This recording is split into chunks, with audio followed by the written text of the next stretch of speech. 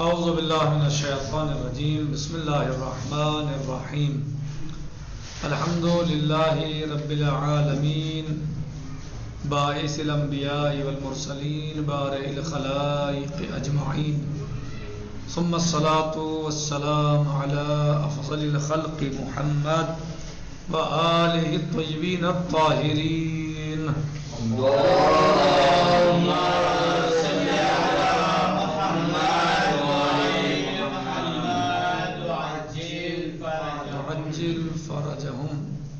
آج ہماری گفتگو کتاب اصول دین میں بشکل عام نبوت کے بارے میں ہے اور بشکل خاص ہمارے نبی حضرت محمد مصطفیٰ صلی اللہ علیہ وسلم کے بارے میں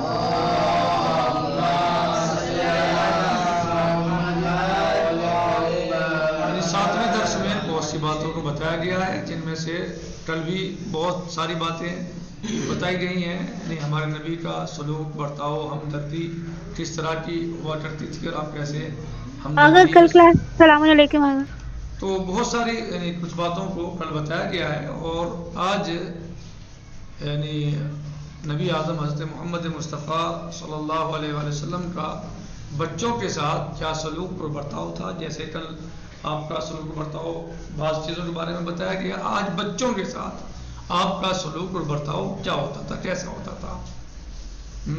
نوزاد بچے کے لیے دعا کرانے کے لیے یا نام رکھوانے کے لیے آپ کے پاس لاتے تھے، یعنی لوگ جو ہیں اس وقت مثلا جو بچے مثلا نوزاد یعنی جو بچے پیدا ہوتے تھے صحیح، تو ان کو مثلا ان کے لیے دعا کروانا یا ان کا نام رکھوانے کے لیے آپ کے پاس لاتے تھے.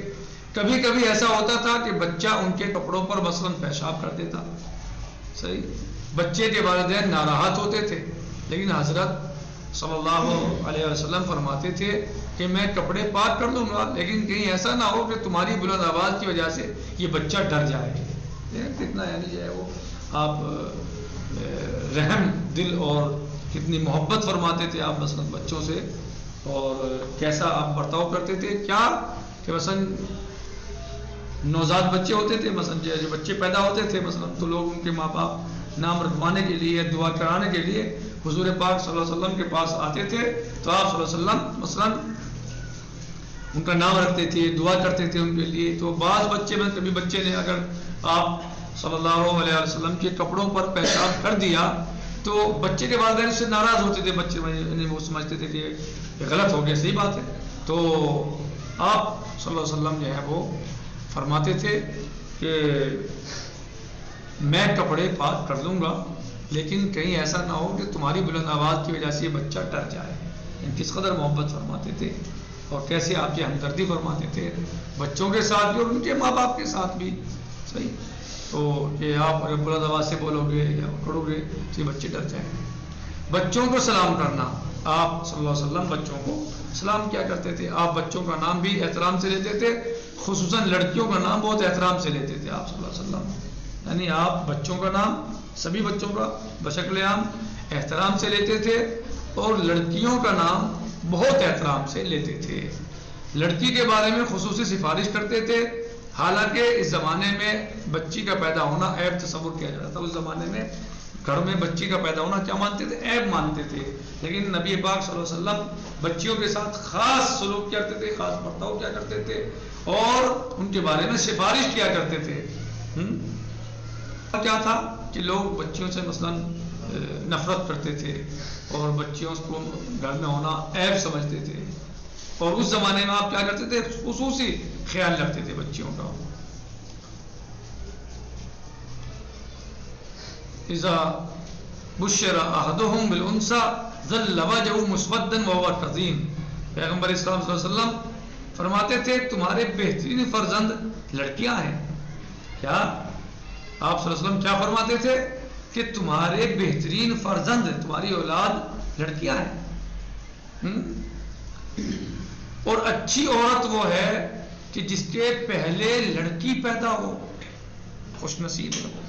اچھی خاتون ہے وہ جس کے پہلے لڑکی پیدا ہو. آپ یہ فرمایا کرتے تھے. خیر، رسول خدا صلی اللہ علیہ وآلہ وسلم کی خدمت بابرکت میں ایک صحابی بیٹھے ہوئے تھے. ان کو یہ خبر سنائی کہ تمہارے لڑکی پیدا ہوئی ہے. نبی پاک صلی اللہ علیہ وسلم کی بزم شریف میں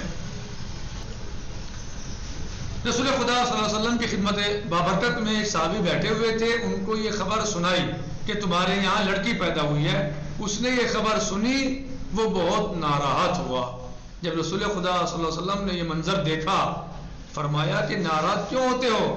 زمین اس کے رہنے کے لیے اور آسمان سائے کے لیے اور اس کا رزق خدا پر ہے، پھر تم کیوں پریشان ہوتے ہو؟ تم کیا کرو گے؟ تم کیوں پریشان ہو رہے ہو؟ تم کیوں پریشان ہو رہے ہو؟ تو جب اس شخص کو، صحابی کو یہ خبر ملی کہ ان کے یہاں بیٹی پیدا ہوئی ہے، تو یہ خبر سن کر وہ ناراض ہوئے، یعنی ان کا چہرہ اتر گیا، جیسے غمزدہ ہو گئے ہوں، کوئی پریشانی آ گئی ہو. جب رسول خدا صلی اللہ علیہ وسلم نے اس کا یہ منظر دیکھا کہ اس کا چہرہ اتر گیا مثلا، یا وہ مثلا ایسا کوئی غم کی خبر سنا دی ہو، تو بجائے خوش ہونے کے وہ مثلا ناراض ہوا ہے یا اسے احساس ہوا ہے اس بات کا، تو آپ صلی اللہ علیہ وآلہ وسلم نے فرمایا کہ ناراحت کیوں ہوتے ہو؟ زمین اس کے رہنے کے لیے ہے، آسمان سائے کے لیے ہے، اور رزق اللہ اس کو دینے والا ہے. خدا اس کا رزق دے گا، اللہ پر اس کا رزق ہے. پھر تم کیوں پریشان ہوتے ہو؟ وہ ایک ایسا پھول ہے کہ جس کی خوشبو سے دنیا معطر ہو جائے گی. کیا فرمایا؟ وہ ایک ایسا پھول ہے جس کی خوشبو سے دنیا معطر ہو جائے گی. ایک شخص نے حضرت سے کہا کہ میں نے کبھی اپنے بچے کو پیار نہیں کیا. ایک شخص نے حضرت صلی اللہ علیہ وسلم سے کہا کہ میں نے کبھی اپنے بچے کو پیار نہیں کیا. حضرت نے فرمایا کہ تمہاری قساوت کی علامت ہے، تم سخت دل ہو، تم سخت دل ہو، تم قاسی القلب ہو. بچوں کے درمیان عدالت قائم کرنے کی بھی سفارش کی گئی ہے. اگر ایک بچے کو پیار کیا تو دوسرے کو بھی پیار کرنا چاہیے، یعنی اپنے بچوں کو پیار کرنا چاہیے، اپنے بچوں کا بوسہ لینا چاہیے، بچوں کو بوسہ دینا چاہیے، بچوں کو پیار کرنا چاہیے ان کو، اور بچوں کے درمیان بھی آپ عدالت سے کام لیں. ایسا نہ ہو کہ ایک کو کریں اور دوسرے کو نہ کریں، عدالت سے کام لیں. تو یہ رسول خدا صلی اللہ علیہ وآلہ وسلم کا برتاؤ تھا بچوں کے ساتھ کہ آپ بچوں کو سلام کیا کرتے تھے، اور یہ سب آپ نے ادھر سنا. اس میں بچیوں کے بارے میں نبی پاک کے مثلا فرمان اور ان سے مثلا لگاؤ ان کا نبی پاک صلی اللہ علیہ وسلم کا، اور دیگر بچوں کے بارے میں مثلا نبی پاک کا فرمانا، اور جس شخص نے کہا یا جس شخص نے سن کر کہ اس کے یہاں بیٹی پیدا ہوئی ہے اور اس کا چہرہ اتر گیا، تو آپ صلی اللہ علیہ وسلم نے اس سے کیا فرمایا کہ تو پریشان کیوں ہو رہا ہے؟ رہنے کے لیے زمین، سائے کے لیے آسمان، اور رزق دینے کے لیے اللہ عز و جل، اللہ اس کو رزق دینے والا ہے. اور یہ تو پریشان کیوں ہوتا ہے؟ یہ ایک ایسا پھول ہے کہ جس کی خوشبو سے دنیا معطر ہو جائے گی. یعنی نبی پاک صلی اللہ علیہ وسلم کی نگاہ میں خاتون یا ایک بچی ایک پھول ہوتا ہے جس سے دنیا معطر ہو سکتی ہے اور ہو جائے گی مثلا. ٹھیک ہے. اس کے بعد جب کسی شخص نے آگے کہا کہ میں نے اپنے بچے کو پیار نہیں کیا، تو آپ صلی اللہ علیہ وسلم نے کیا فرمایا؟ تم قاسی القلب ہو، تمہارا دل سخت ہے، تمہارا دل نرم نہیں ہے، تم نے بچے کو پیار نہیں کیا. اور دیکھو جب بچے کو پیار کرو، مثلا یہ آئی تاکید آئی ہے کہ جب بچوں کو پیار کرو تو سب بچوں کو پیار کرو، یہ نہیں کہ مثلا ایک بچے کو پیار کیا اور دوسرے بچے کو پیار نہ کریں. میں یہیں پر جو ہے وہ اکتفا کرتا ہوں، کیونکہ اس کے بعد جو ہے وہ رسول خدا صلی اللہ علیہ وسلم کی مہمان نوازی ایک دوسرا ٹاپک آ رہا ہے، اس کے ذہن میں موضوع آ رہا ہے، انشاءاللہ یہ کل ہوگا. والحمدللہ رب العالمین. والسلام علیکم ورحمۃ اللہ تعالی وبرکاتہ. فی امان اللہ. خدا حافظ. خدا حافظ. آور تماسے دعا.